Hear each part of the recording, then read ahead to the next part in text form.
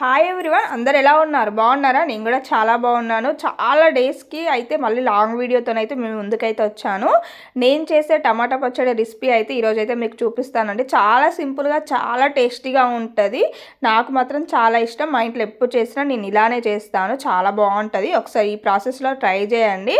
First అయితే ఒక అరకిలో అయితే టమాటాలు అయితే తీసుకున్నాను. మీరు కారం ఎక్కువ తింటే కొంచెం స్పైసీగా ఉండాలంటే పచ్చిమిర్చి ఎక్కువ వేసుకోండి. మేమైతే కొంచెం స్పైసీ ఎక్కువ తింటాం, అందుకే పచ్చిమిర్చి అయితే ఎక్కువ వేసాను. పచ్చిమిర్చి ఉన్న పల్లీలు వేసి అయితే ఆయిల్లో అయితే మంచిగా ఫ్రై చేయాలి. కొంచెం మగ్గిపోయినాకనైతే కొన్ని ఎల్లిపాయ జీలకర్ర కూడా వేసుకొని అదే ఆయిల్లో అయితే ఫ్రై చేయాలి. ఇట్లా ఎల్లిపాయ జీలకర్ర వేస్తే చాలా బాగుంటుంది. తర్వాత నా దగ్గర ఒక 2 పుదీనా కట్టలు ఉంటే పుదీనా కూడా వేసాను. పుదీనా ఫ్లేవర్ కూడా చాలా బాగుంటుంది, అందుకోసమే పుదీనా కూడా వేసాను. పుదీనా కూడా కొంచెం ఫ్రై కావాలి, లేదు అని అంటే అంత చేదుగా పుదీనా స్మెల్ అనేది వస్తుంది. పుదీనా ఫ్లేవర్ పడే వాళ్ళు అయితే డైరెక్ట్ టమాటాలను పుదీనా కలిపేసుకోండి, లేదు అంటే ఇలా ఆయిల్లో పుదీనా అయితే ఫ్రై చేయండి. పుదీనా మంచిగా ఫ్రై అయిపోయాక మనం కట్ చేసి పెట్టేసుకున్న టమాటా ముక్కల్ని కూడా అందులో అయితే వేసి అయితే మగ్గించుకోవాలి. ఇలాగైతే కట్ చేసి పెట్టాను. టమాటాలు ఈ మధ్యలో తొందరనే మగ్గిపోతున్నాయి కాబట్టి టమాటాలు అయితే కొంచెం పెద్దగానే కట్ చేశాను. టమాటా ముక్కలు కూడా వేసుకొని మొత్తం ఆయిల్లో మనము పుదీనా, పచ్చిమిర్చి, జీలకర్ర, ఎల్లిపాయ, పల్లీలు ఇవన్నీ కలిపేలాగా కలుపుకోవాలి. కొంచెం చిన్న సైజ్ అంతా చింతపండు అయితే వేసుకోండి. కొంచెం పులుపు ఎక్కువ మా ఇంట్లో తినట్లే కాబట్టి చింతపండు అయితే పులుపు ఎక్కువ తినట్లే కాబట్టి కొంచెం చింతపండు అయితే తక్కువ వేస్తాను. మీరు కొంచెం పులుపు ఎక్కువ తింటే చింతపండు అయితే ఎక్కువనే వేసుకోండి. చింతపండు వేసేసుకొని మొత్తం అయితే కలిపేసుకొని అయితే మూత అయితే పెట్టేసుకోండి. మూత పెట్టేసుకొని ఒక 2 మినిట్స్ తర్వాత అయితే తీసి మళ్ళీ ఒక్కసారి అయితే కలుపుకోండి. అంటే కొంచెం కలుపుతూ ఉంటే అడగనేది అంటదు, ఎందుకంటే ఆయిల్ కొంచెం తక్కువ వేసుకున్నాను కాబట్టి కొంచెం తొందర అడగంటుంది. అసలు టమాటోలో వేసారి పడ్డది అంటే అడగంటదు. ఇక మొత్తం కానీ ఈ ప్రాసెస్ చేస్తున్నప్పుడే ఆ కలర్ఫుల్కే నోరు అనేది ఊరుతుందండి. చాలా అంటే చాలా మంచి స్మెల్ వస్తుంది, ఎందుకంటే ఎల్లిపాయ జీలకర్ర అనేది మనం స్టార్టింగ్లోనే వేసాం కదా.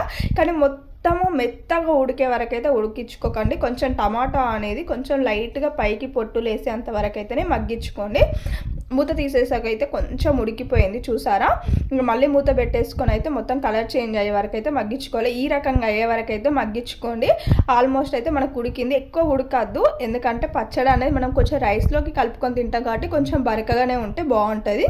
ఇక స్టవ్ బంద్ చేసుకొని అయితే మనం పక్క పెట్టేసుకొని మిక్సీ జార్లోకి వేసుకొని అయితే సరిపడా అయితే ఉప్పు వేసుకొని అయితే బాగా మెత్తగా కాకుండా కొంచెం బరకగానే పట్టుకోండి.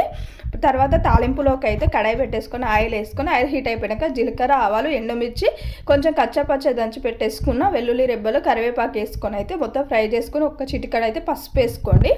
పసుపు మీ ఆప్షనల్, పసుపు వేసుకుంటే కొంచెం మంచిదని అయితే పసుపు వేసాను.